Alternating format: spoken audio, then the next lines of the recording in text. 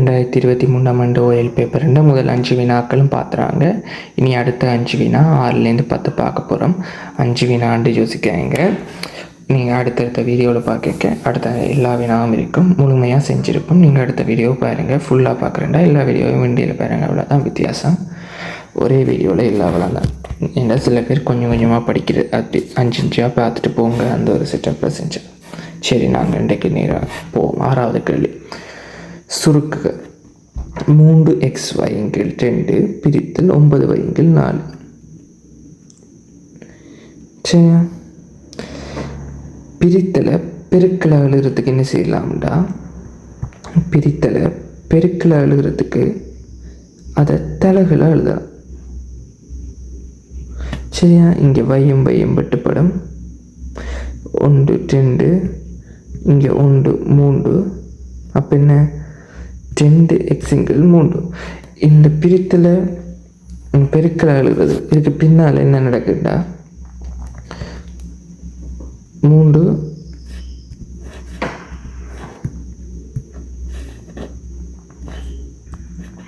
xy/2 பிரித்தல் 9y/4. இப்படின்னா என்ன அர்த்தம், 3xy/2 9y/4. அப்போ என்ன செய்யும், இங்கே இருக்க கீழே இருக்க 2 இருக்குல்ல, அந்த சந்தர்ப்பத்தில் 3x இங்கே இருக்க 4 9y/2. இதால் தான் நாங்கள் அந்த பிரித்தலை பெருக்கலாக எழுதுறது. இது கீழே இருக்கிற இங்கே பாருங்க, இந்த 4 இங்கே 9y இப்படி பெருக்கலாக மாறி வந்திருக்கு. அவ்வளோதான் இல்லை வித்தியாசம். சரியா? அடுத்ததாக, உருவில் காட்டப்பட்டுள்ள வட்டத்தின் மீது ABCD எனும் புள்ளிகள் உள்ளன. ABE ஒரு நேர்கோடாக தரப்பட்டுள்ள தகவல்களுக்கு ஏற்ப CBEயின் பெருமனை காண்க. சரியா? இங்கே என்னண்டா, இது 45 பாக, இது சமாந்திரம்டா, இது 45 பாக ஸ்கீமில் சொல்லியிருக்காங்க. இது 65, இது 45 பாகண்டா. இது எத்தனை பாக, அப்படி சரி அப்படின்னு சொல்லி எத்தனையோ வழி இருக்குது. இலகுவானது இது 45, இது 45. சரியா? இது 65.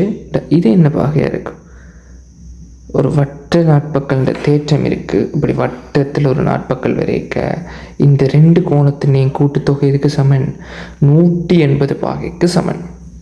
சரியா? எதுக்கு சமன், 180 பாகைக்கு சமன். 65 45 70 110 155. சரியா? இது எத்தனை பாகை, 25 பாகை. அகத்தெதிர்கோணத்தின் கூட்டுத்தொகை. சரியா? இந்த கோணம் என்ன, இந்த அகத்தெதிர்கோணத்தின் கூட்டுத்தொகை 45 25 எத்தனை, 70 பாகை. எத்தனையோ வழி இருக்குது. உங்களுக்கு அந்த டைமில் இந்த வழி வருகிறதோ ஞாபகம் வருதோ அந்த வழியில் செய்யலாம். எத்தனையோ வழி இருக்குது இது செய்கிறது. 2023 ஆண்டில் நிமலின் மாத வருமானம் 138,000 இருந்தது.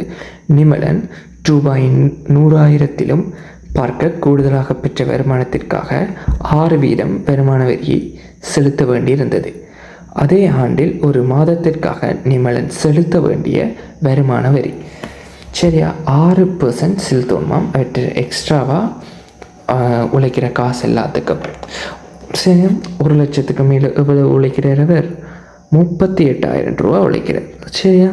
அதில் எவ்வளவு வீதம் வருமான வரியாக கட்டணும், 6%. 6%ன்றது 6×100. சரியா? சைவரையும் வெட்டிட்டு 330 6ஆல் பெருக்கிக்க வரப்போகிற விடை 2280. இந்த விடையை நீங்கள் நேரடியாக வேறு எங்கேயும் செய்கவழி செய்து போட்டால் 2 மார்க்ஸ். இந்த செய்கவழியை எழுதினாலும் 1 மார்க்ஸ் வரும். விடை இல்லாட்டி 1 மார்க்ஸ் மட்டும் வரும். நீங்கள் எழுதிக்கொள்ளுங்க செய்கவழியை. சுருக்கல் பிளவு எழுதுண்டா இந்த செய்கவழிக்கு 1 மார்க்ஸ் வந்துடும். ஒரு சேஃப்டியான வழி தானே. உருவில் 14 சென்டிமீட்டர் ஆரையையும் மையத்தின் கோணம் 45 பாகையும் உள்ள ஒரு ஆரைச்சிறையையும் ஒரு சதுரத்தையும் கொண்ட ஒரு சேர்த்தி உருவம் தரப்பட்டுள்ளது. இவ்வுருவத்தின் சுற்றளவை காண்க. இது அரை. இதுவும் அரை. அரைன்ற இது என்ன சமன். அப்போ இதுவும் இந்த இதெல்லாம் சமன். ஓகே சரியா. இது என்ற நிலம் என்ன 360 பாகையுமே. ஒரு வட்டத்தின் மையத்தை சுற்றியுள்ள கோணம் 360 பாகை. அதன் மேல் அது ஆனால் அமைக்கிறது கோணம் 45 பாகை. சரி 360 மேல் தீட்டா தர 2π என்ற பெருமானம் மேலே தந்திருந்தது 27 ஆர் 14 சென்டிமீட்டர். இதெல்லாம் 14 சென்டிமீட்டர் சொல்லி இருந்தது. அப்போ 14 சரியா. இந்த தான் இவங்க நேர ஒண்டிங்கிலட் என்று போட்டிருக்காங்க. ஆனால் இங்கேருந்து வந்தது இது உங்களுக்கு தெரிஞ்சா ஒண்டிங்கிலட் 45 பாகை எத்தனையோ கணக்கு செய்த அனுபவத்தில் 45 பாகைன்றது 360 மேல் 45 ஒண்டிங்கிலட்டுனா நேரடியாக போடுங்க. இல்லாட்டி இப்படி எழுதி நீங்கள் போகிறதுலையும் பிரச்சனை வரப்போல விட வரப்போது சொட்டு டைம் போ சரியா. இப்படி போடைக்க இந்த அரைச்சி இது இந்த வில்லண்ட இடம் வரப்போகுது. 1 8 2 22 7 14 1 2 1 4 11 2 20 சாரி 2 இந்த 2 பட்டுடா வெள்ளின நிலம் 11 சென்டிமீட்டர் என்று வரப்போகுது. இதெல்லாம் தெரியும். 14 14 28 28 14 42 42 14 56 56 18 67 சென்டிமீட்டர். ஓகே இந்த சுற்றளவு 67 சென்டிமீட்டர். அடுத்த வினா 0,2 1,5 எனும் புள்ளிகளினூடாக செல்லும் நேர்கோட்டின் சமன்பாடை தருக. ஒரு நேர்கோட்டின் சமன்பாடுன்றது y சமன் mx + c. m என்றது அதுண்ட படித்திறன், c என்றது அதுண்ட வெட்டு துண்டு. ஓகே இங்கே படித்திறன் என்னென்று காண்றது 2 ஆள்கூறு தந்திருக்கு படித்திறன் காணலாம். m படித்திறன்றது y1 - y2 இங்கு x1 - x2. சின்ன சின்ன ட்ரிக் மட்டும் சொல்லித்தரேன். எக்ஸாமில் உங்களுக்கு குழம்புது படித்திறன்றது மேலே y வருமா கீழே x வருமான்ற குழம்புதுண்டா உங்களை எல்லாருக்கும் தெரிந்த சமன்பாடு y சமன் mx + c.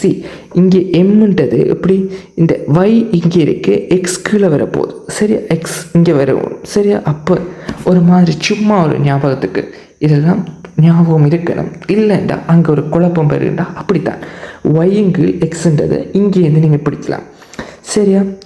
இங்கேருந்து பிடிச்சா y1 இங்கே முதலாவது ஆள்கூறுன்ற தான் எழுதுறேன்டா கீழையும் அதே மேலே y பார்த்தீங்கன்னா முதலாவது இது இந்த முதலாவது இந்த வயை தான் எழுதுறேன்டா கீழே முதலாவது இந்த எக்ஸ் எழுதி கொள்வேன். இங்கே முதலாவது 2வது வயை எழுதுறேன்டா இங்கே 2வது எக்ஸ் எழுதி கொள்ளுறேன். -3 -1 படித்திறன் என்ன வருது +3. வெட்டு துண்டு என்னென்று காண்றது. வெட்டு துண்டுன்றது என்னது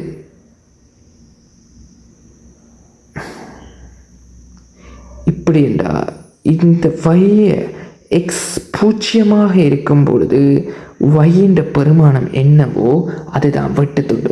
இங்கே நேரடியாக எக்ஸ் 0 இருக்க வயின்ற ஆள்கூறு 2ன்றது உங்களுக்கு தெரியக்கூடியதாக இருக்குது. அப்போ வெட்டுத்துண்டு 2. இதை நீங்கள் எழுதினாலே உங்களுக்கு ஒரு புள்ளி வேறு. அதுக்கு பிறகு இதெல்லாம் கண்டும் நீங்கள் சமன்பாடு எழுதாமல் விடுவீங்களா. y சமன் 3x + 2 நீங்கள் அதை நேரடியாக ஆடினா கூட புள்ளி வரும். y சமன் படித்திறன் 3 வெட்டுத்துண்டு 2 பிரதியிட்டு விட்டா y சமன் 3x + 2 சரியா. அடுத்த 5 கேள்வி அடுத்த வீடியோவில் பார்ப்போம்.